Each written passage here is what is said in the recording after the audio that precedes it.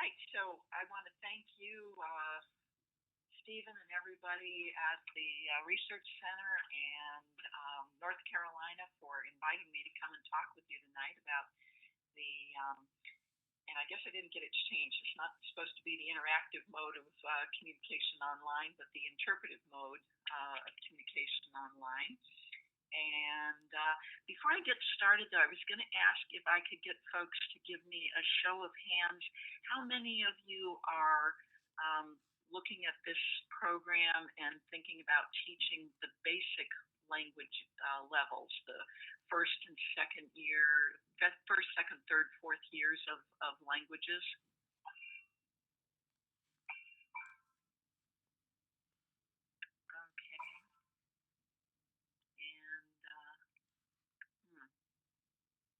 Alrighty, and the rest of you will be teaching at the, okay, so we're getting some more people, I see.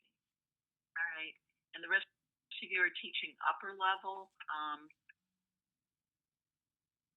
guess.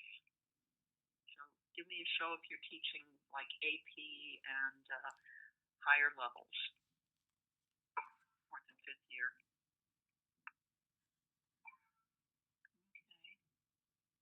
Alrighty, well, thank you. That gives me a better idea of who's with us today.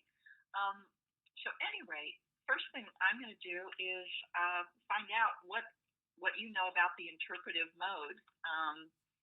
Can I get people to either go ahead and use the screen and go ahead and type on there what you think it is? So what is the interpretive mode? Or if there are people who'd like to actually say something about it, if you would do that, that would be great. I can get a hand raised here. Somebody who wants to talk. Herman, is that you? You'd like to speak? Can we let Herman speak? Oh, okay. It's down here in the... I guess I'm going to take a stab at it and say that is, I guess, the literal comprehension and interpretation of what you hear and translating that into, concepts and things. Okay, how about you read and hear? And I'm seeing over on the side, people are saying that reading is most common. Listening, if not production. What else have we got? Okay, well, let's take a look at a little bit more about it.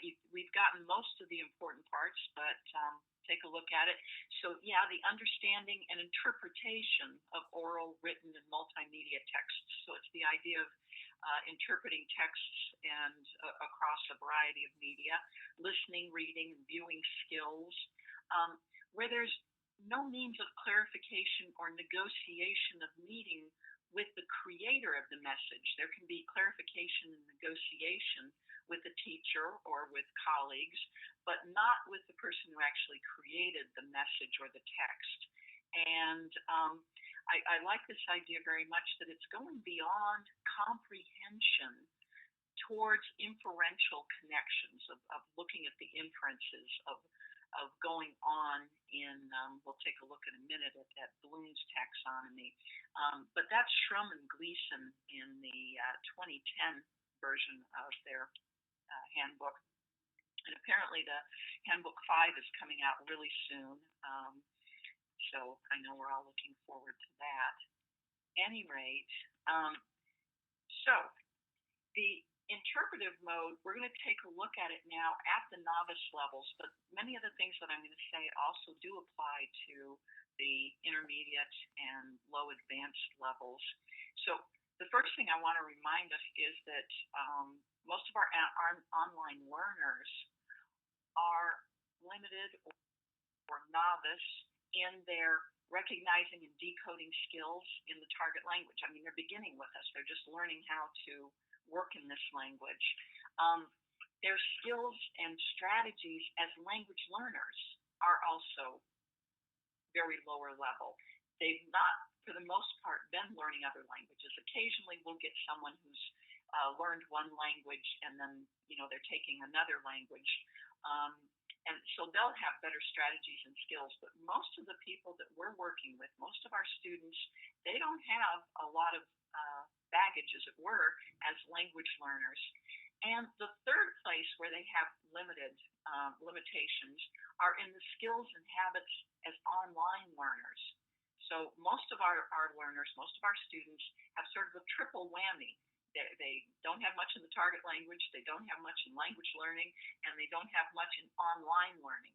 So that's something we always need to keep in our practices in the back of our mind.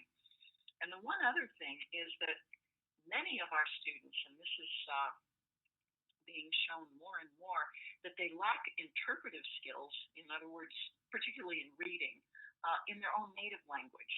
So they're not very good readers of messages in their own language. And so we're asking them to be interpreting messages, texts in a foreign language when that's something that they don't even have in native language. So now, in the interpretive modality of online language learning, I'm calling it interpretive squared because in online language learning, learners are already engaged in these interpretive activities before they begin to read, view, or listen to the target task, because in order to get into this medium, this alien foreign medium, which is the online course, they're getting into that through the mediation, and I'm using the word mediation, media very specifically, because this is a second set of reading that they are having to engage in. So keeping all of that in mind, let's take a look at what are some good teaching strategies for the interpretive mode when, for example, they're just doing regular old reading in the target language. What are the strategies that you use already in a face-to-face classroom, in a hybrid classroom, in any kind of teaching of written text? Okay, so lots of folks use an interactive reading model. Students read together. Very good, very good. And if you'd like, you can go ahead and use these tools over here on the side. I think those are probably allowed to the participants. So you can go ahead and start typing things up on here, writing them if you prefer to write. So I'll put some in.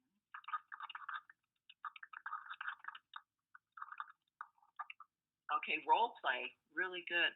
Thanks, Tony. Any other things? I'll put in the interactive reading model. Okay, that's good. Asking students to ask a question after reading. Okay. I'm getting way off in there in the red zone, so it's hard to read. And then to bring that up for discussion, so sort of a post-reading activity. Okay, well, let's move on ahead and take a look at some of the things that, as far as planning reading, okay, modify the text, reorder it, and ask the students to put it back together. Yeah, sort of turning it into a jigsaw and asking them to reconstitute what might be the actual narrative structure, whether it's completely linear or if there happen to be prolepses and analepses in the reading. All righty, so in the,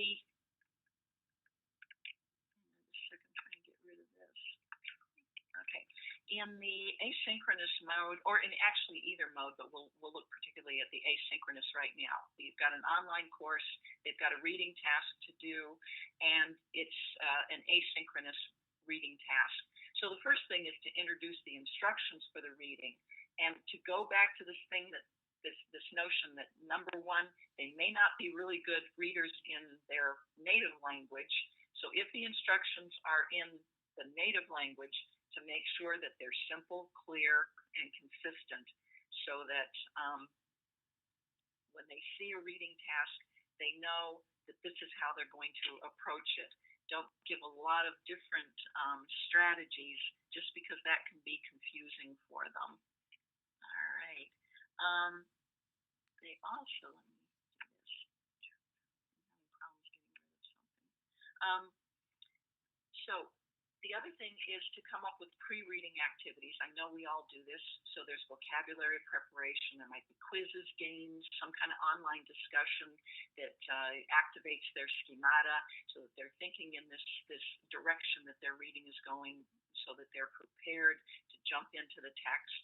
And then, of course, to provide readings that have differentiated scaffoldings. And that's what's really great about the online situation, is that we can give them a variety of ways of approaching the text. So a student who's more of an auditory learner, we can help them come at the text in an auditory fashion. Even though we want them working on a written text, graphic text, we can still go ahead and use their strength in auditory learning to help them approach it, to scaffold it for them.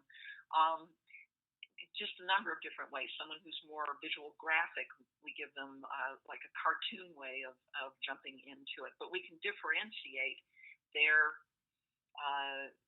actual reading in a number of different ways. The other thing is to make sure that they've got bite-sized portions. The bite depends on what their proficiency level is. So the lower their proficiency, if they're at the novice level, the smaller the bite is that we're going to actually give them to work with, and with a lot more scaffolding in it. All right, so we've done pre-reading, we've done a reading, and then of course there's post-reading, as has already been brought up. There are a number of things to do, discussions, but in particular, if we go back to what Shrum and Gleason have suggested to us in the handbook, is to engage them in comprehension tasks that move towards inferential thinking, so that they're moving from Bloom's understanding category to something a little bit higher.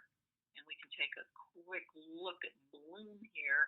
So we're working at understanding, where we're working on the text, but we want to get them in the post-reading to be applying it to some practical situation, or to analyzing it, perhaps even going higher than that, depending on whether we're having them do the activity afterwards in target language. Eileen Gleason is.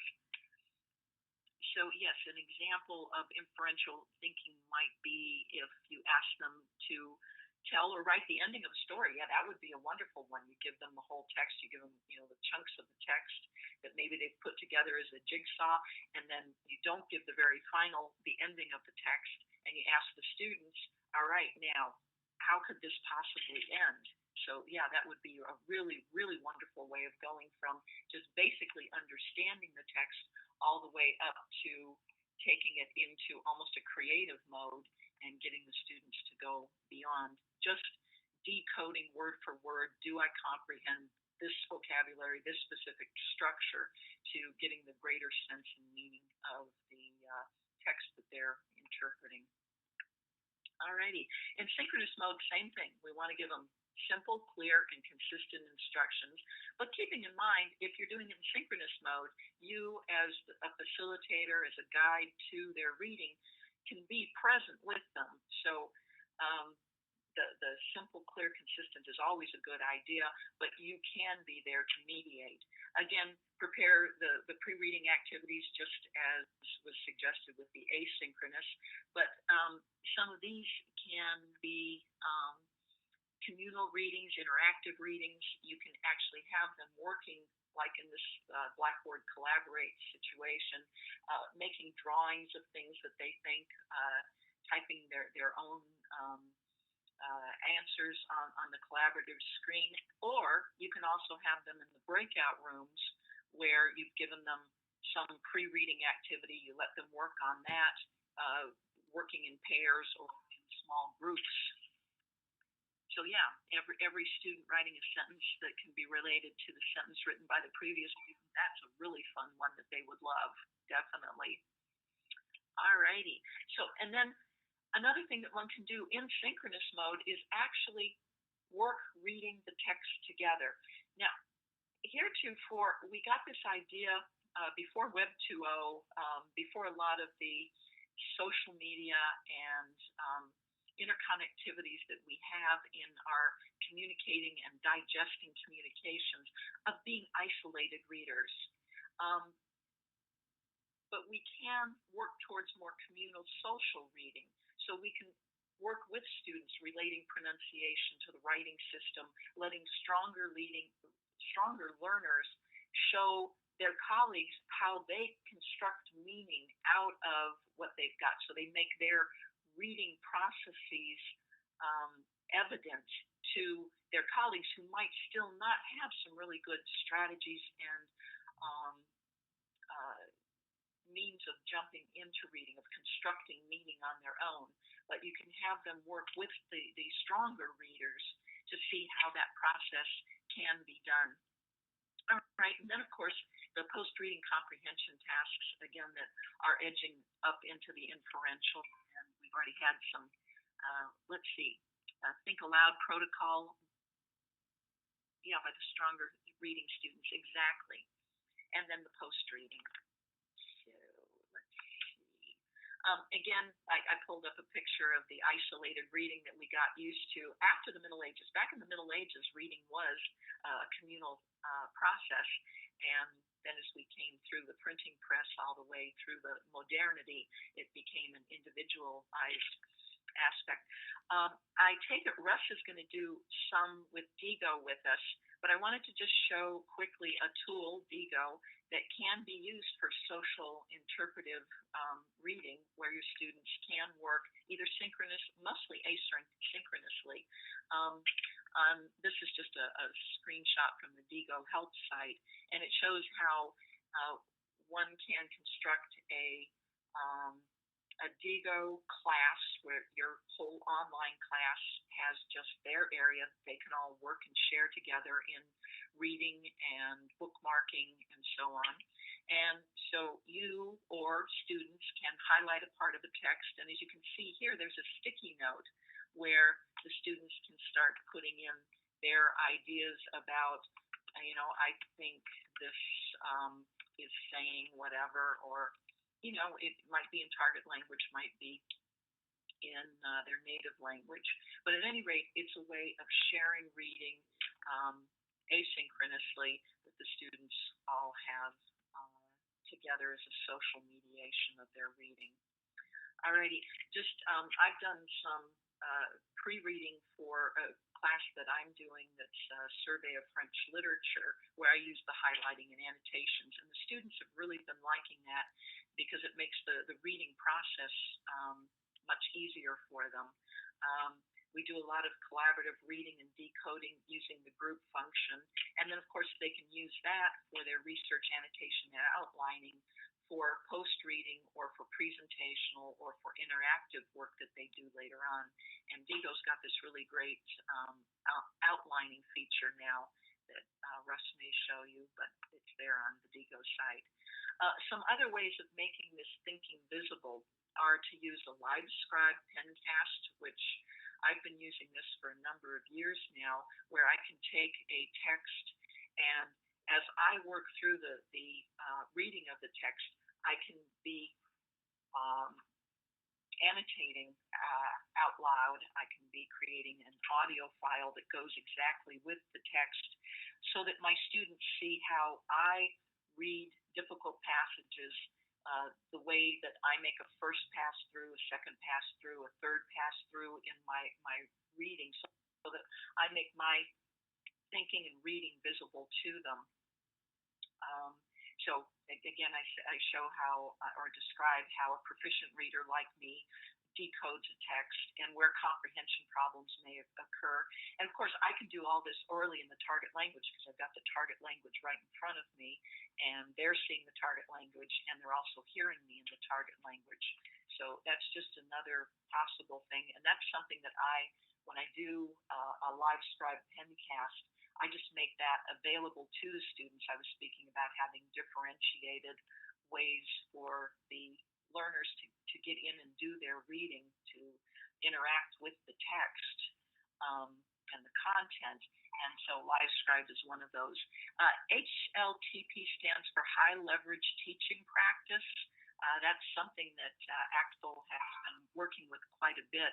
High leverage teaching practice is actually comes out of mathematics, where math professors were looking at what really works, not best practices, but what are proven to improve student learning outcomes. And so making thinking visible to your learners, your students, is a high leverage teaching practice. And we can do that with reading skills, for example. Some other social media for reading, and I'm sure Russ is going to come up with some of these, but MIT has got a great online PDF where learners can work together, or readers can read together and annotate, explain everything, which is an app that I've got on my iPad. And again, you can pop a text in there and do like a screen capture talking about what you're doing. Evernote is very strong for that. And right now, one of my favorite things is using Google Docs, using the chat feature, the text messaging feature on the side.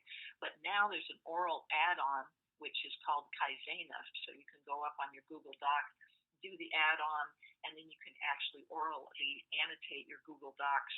And so the students can also answer back orally, so you get a lot of dialogue between the written text and the oral text. And the students are really, really enjoying the Kaizena as a socially mediated reading process. Yeah. So this one, I'm jumping into listening now. We've been talking about reading, so I'm going to quickly go into the listening. And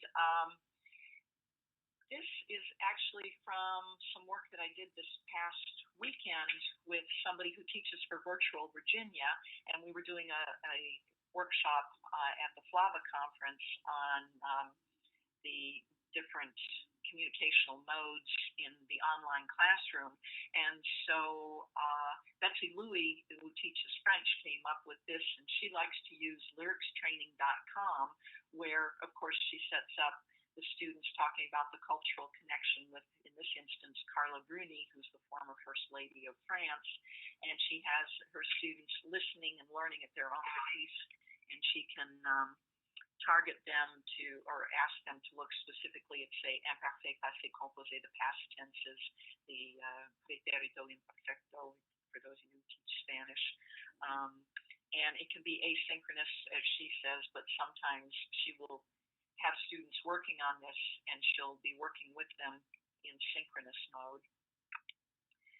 So the interpretive mode for listening online, same sequencing, preparation, the listening text, and then the post-listening ideas, but keeping in mind with, in preparing these texts, that if you have just an audio text that they're working on, that they're losing that visual channel of meaning. They're losing the gestures, the visibilia, the other senses that might come into play.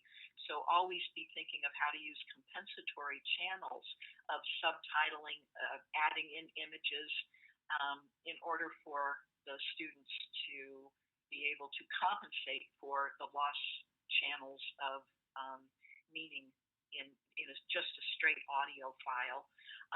I also have been using SoundCloud, which I really like for annotating audio, because I can give them the audio text to work on, but then they can annotate and chat with each other on the audio text.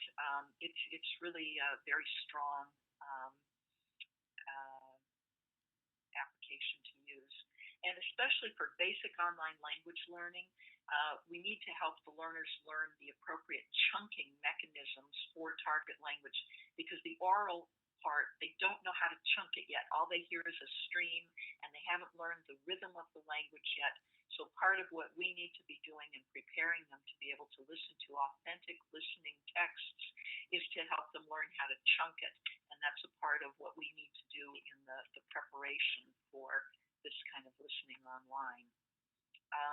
Video and beyond, same sequence, different media. It's the same thing, the preparation, the actual text, and then the post work.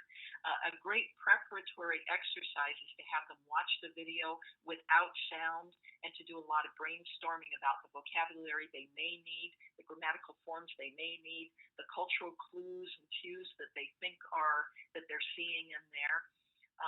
Then to make the text available with textual and graphic resources that help guide their attention to the important features, annotating the screen. And Russ, I'm sure you're going to talk about lots of screen annotation.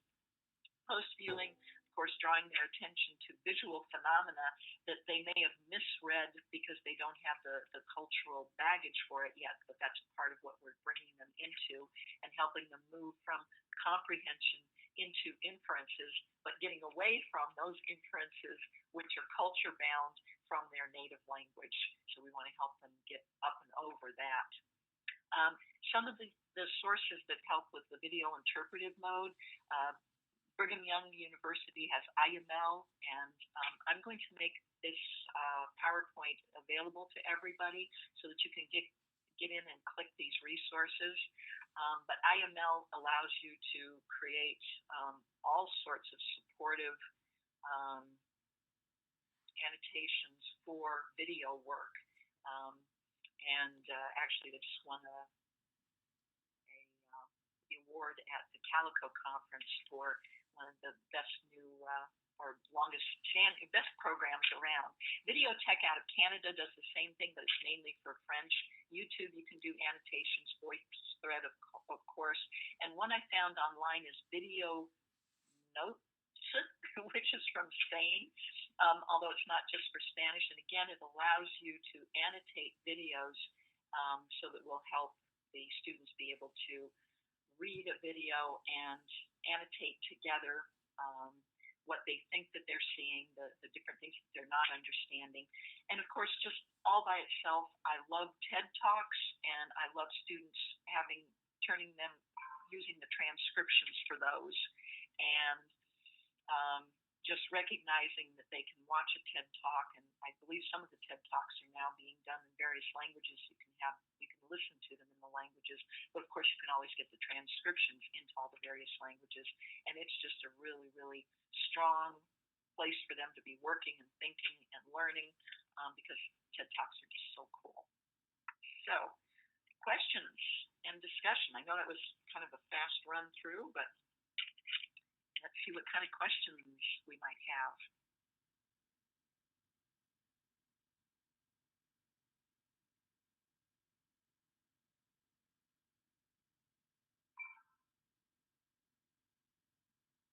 Okay, a clickable PDF.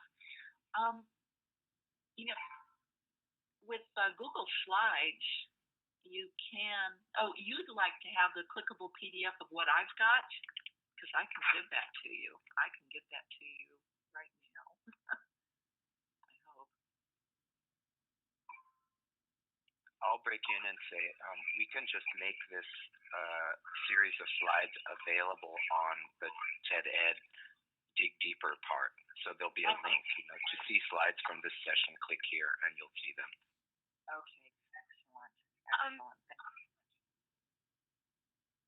you.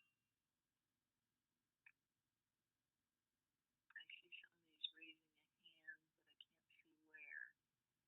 Catherine, that's me. I had a question about, I was wondering if you could talk to us a little.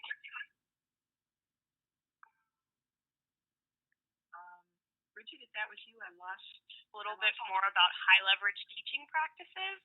I know a lot about dialogue grammar and comprehensible input, as well as. Hello? Can you hear me? I hear you, and then you go.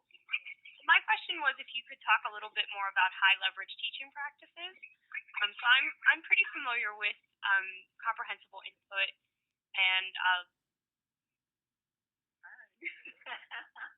Well, I'm going to direct you over and to dialogue grammar.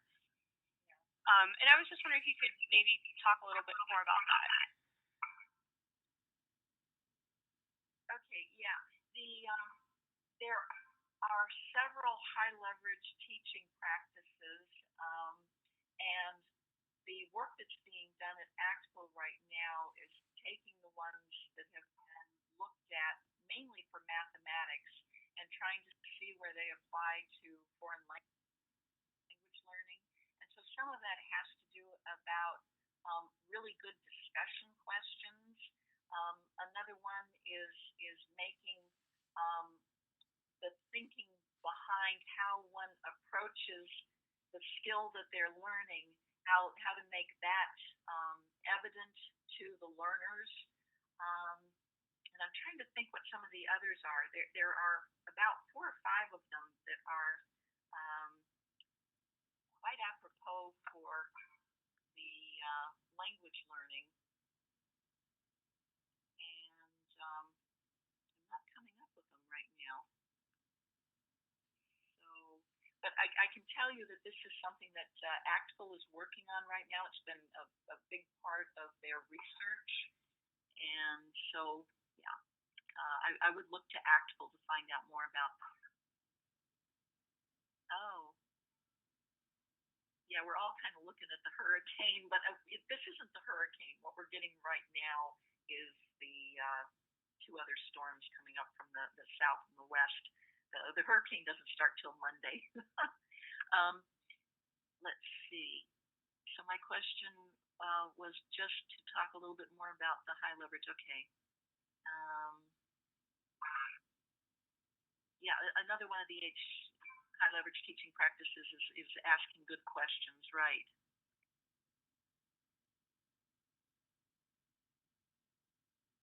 Alrighty. And it looks like I will find, and I'm trying to remember where the article is that I read on the high leverage teaching practices, and I think it was in Flannels about from 2013, but I'd have to look that up for you. All right, some more questions?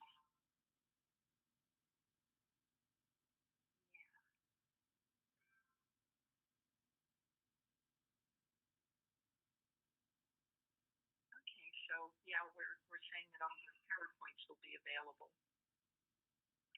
And let's see. Karen, did you have a question? Did you want to ask? I have a quick question. I guess the whole concept of audio annotation of a written and printed text is so awesome. And I guess, do you think, I'm just thinking of specific assignments in my current courses, is that kind of best done as like a remedial / feedback resource, or kind of like a generalized reading of the actual text in the course, and maybe before they actually read it, maybe have them pay attention to verb endings to think about who's doing the action and completing the action and verbs and subjects, and kind of annotating like that. Like, I guess, do you just have any general recommendations for producing, a textual annotation with audio, I guess? If I know I've got an extremely difficult text and it's actually beyond their proficiency level, but I still have a really, really good reason for wanting to use that, then I am going to make sure that they have just a huge amount of scaffolding for it, and I'm going to have done a lot of the work for them so that there's not frustration coming out. So that's one instance where I use it. But also, as I mentioned earlier, I like to be able to give students texts in a variety of presentations to give them for differentiated learning, because I may have one learner who can get into the text just as a straight up text with, having done a little bit of vocabulary work and maybe thinking through a few structures that they're going to run into. And then I can just throw them into that reading and they're going to be fine. But I may have other students who need to come at it from an auditory fashion because they're auditory learners. There might be something in listening to it that is going to make it easier for them to actually get in. So I'm going to give them an audio annotation of the text. There are other students who they may need sort of a graphic, visual, or colorized text. So, just to go through and make adjectives a color, make verbs a color, make nouns a color, just because that's going to help those readers who need that kind of annotation to help their decoding. It's, whatever it takes. So let's see. I'm trying to read what you're reading, what you've been writing, Stephen. In line with making thinking visible, I think of a teacher doing a think aloud. Yeah, as I'm reading, that's what I do, a think aloud. And then I can, because if I'm using the Livescribe, then I can be circling the words that are already there, that are part of the text. If I'm doing an explain everything, I can be doing the same sort of thing, but explain, well, actually, Pencast too, I can draw and make all kinds of annotations at the same time as speaking. So, okay, so Stephen, do you want to go ahead and talk about the podcast that you did? Right, well, as I noted, it's just a mini novel that I wanted my students to do so they would have the feeling of reading a more extensive text. It was a murder mystery, specially published for learners, but it was a little bit high for them, so I did that podcast. Problem is, of course, a podcast is the same for everyone, and it sounds like some of the tools that you have been offering us, such as Livescribe and Kaizena, are more customizable, such that you will click here if you want more information about, right? So they can have the option of clicking or not clicking if they don't need it. Right, because say with Kaizena, the annotation is over on the side. They can see that it's linked to that section of the text. And if they're just rolling on through, they keep rolling on through. But if they're looking for some kind of scaffolding, some kind of support to their reading, they're probably going to go over and listen to what I've annotated there. I think that makes for a much better experience for the students. I'm really looking forward to exploring Livescribe and Kaizena. Livescribe has just been one of my favorite tools since I ran across it about 4 years ago. And it's great for us just going into meetings and taking notes. The thing that's really great about it is that say you're working with the PDF, the audio PDF, you can just click the part that you want to hear. So you don't have to hear the whole thing. You can just go to different parts and just click on those. And then, of course, if they want to look at how I'm decoding this paragraph, because that's the paragraph they're having problems with, they don't have to listen to the whole darn thing. They can just go straight to, all right, it's that paragraph, and it looks like she's done an annotation on it, and click that, and then they'll hear me describing it, working it out, and then actually see me writing as I'm doing the writing on that part. So it's very incisive. It's not like you were saying with the podcast, this big whole thing, and you got to go through all of it. It's much more deliberate.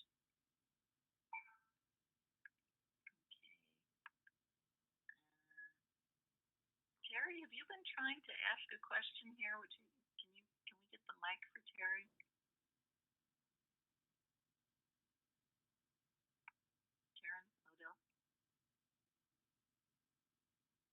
Thank you. Sorry, somebody had muted me. Well, initially I asked about just having the resources available, just having active links, I think, which is what Herman was asking about, the active links to Livescribe and Kaizena and all those wonderful resources that you had in your PowerPoint. But that was answered, I think, pretty much. But one of my questions is quasi-related to finding and using authentic text in an online classroom, because when we developed our courses, we just a huge challenge in not disobeying copyright laws.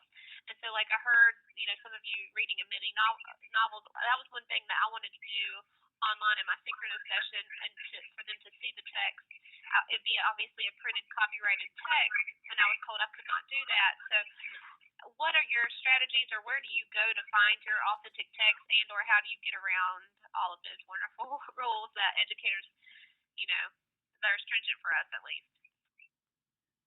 Well, a lot of the stuff that's prior to about 1910 is now out of copyright, so you can use any of that that's up online.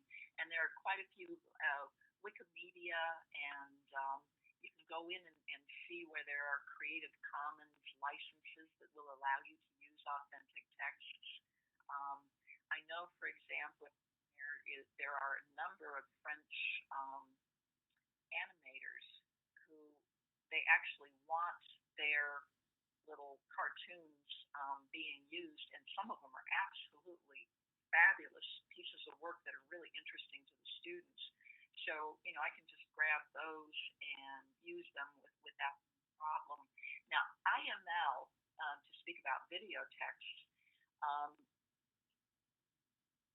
these are, they have been using films that are still copyrighted, and they're using the educational exclusion and saying that since this is being used specifically for education, and if it's behind the firewalls of a Blackboard or some other LMS and can only be used by students that are there, that therefore it can be used under the educational copyright allowances. Now, but that may not be allowed for you in your school system, but I know that's at least how the BYU, Brigham Young University, and IML is dealing with copyright issues for video texts. 70 years, yeah. Okay. So thanks, Russ. We're getting some specific information. Oh, okay, so your courses might be used for profit.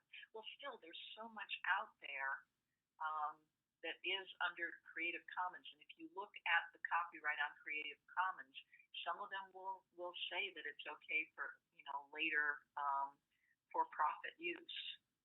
So I would look at the Creative Commons licenses, those texts that are published under that. Find freebies. Okay, and I'm going to bust in here because our time is moving on, and we need to get on to our next presenter, Russ. Catherine, thank you ever so much. I can tell people are engaged and very curious about some of the tools that you have introduced.